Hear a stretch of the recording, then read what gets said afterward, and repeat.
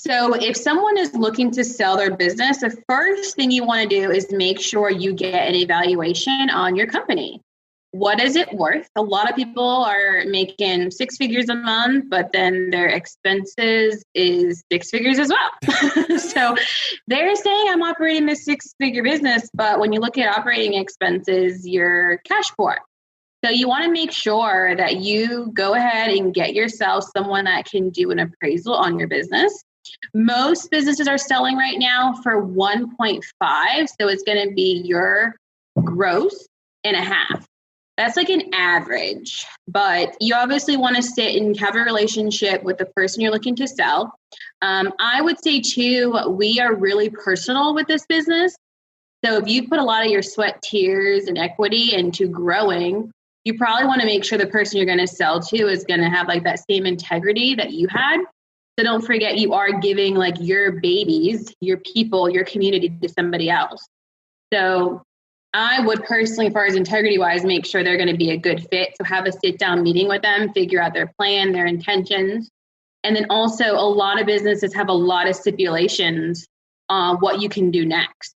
So for instance, I'm going to sell a business to you, but you can't open up, within 20 miles from me again. So you want to be really clear on what this person is requiring. Because what if you wanted to open up another business again? They say, no, you can't be in my territory because now you're going to be my competition.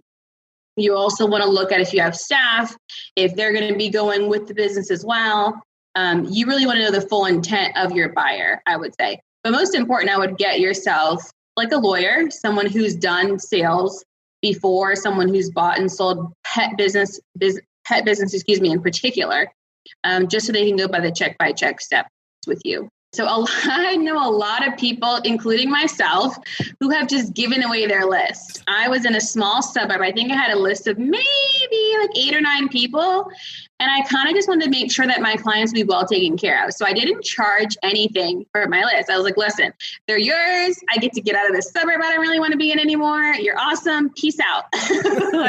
Thank you for taking this off of my plate. So a lot of people get into that mode. But again, I only had like maybe 8 or 9 clients to do so. I've seen people do this with a 40 grand list, a 60 grand list. They're just like, I'm moving to Hawaii. I'm done. I'm out. That is profit for the owner. You put a lot of sweat and tears in that business that you should be selling your client base. That is your baby. So if you want to give it away, hey, I'm no one to judge, to each its own. Again, I've been there with 8 or 9 lists, but you can sell it. Look at what the value is. One of my good friends just sold her business, and she actually mentioned a couple really interesting things. So she said the company that she bought 2 companies. The first company she bought was a dog walker only business. So that was, profit sales in that aspect. But the other business she bought was also a boarding facility. So, and she didn't even offer boarding in her original business. So now she had to look at the value and the appraisal of the companies. How much money can you make from that list?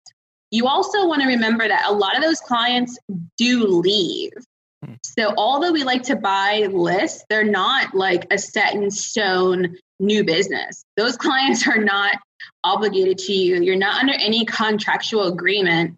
So just because you bought a list or you bought a business does not mean you're going to get the same value. So I don't know, I would take a third away. If I bought a business, no matter what the value is, I would consider a third of that is not real numbers.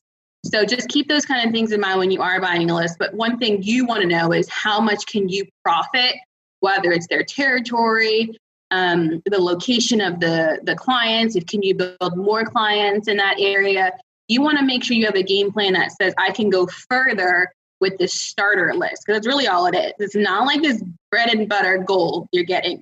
All it is a starter situation where you can profit off of. But don't, a lot of people get themselves upset because they think like, it was like $30,000 a client. But half of them left. Yeah, that happens a lot.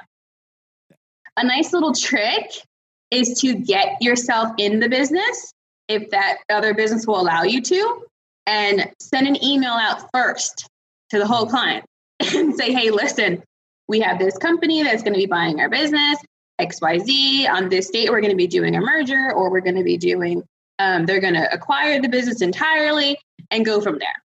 That would be your little tricky trick to get your foot in the door to see what's really under the sheet, if you know what I mean.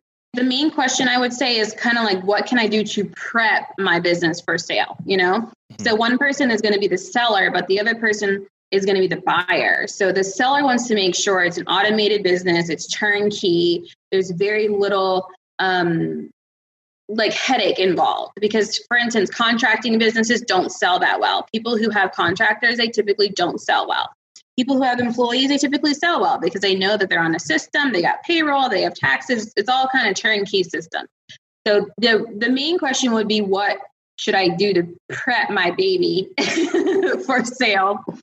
Because the person that's going to be inquiring our business is always going to have to do a little bit more to kind of fix it, to be honest.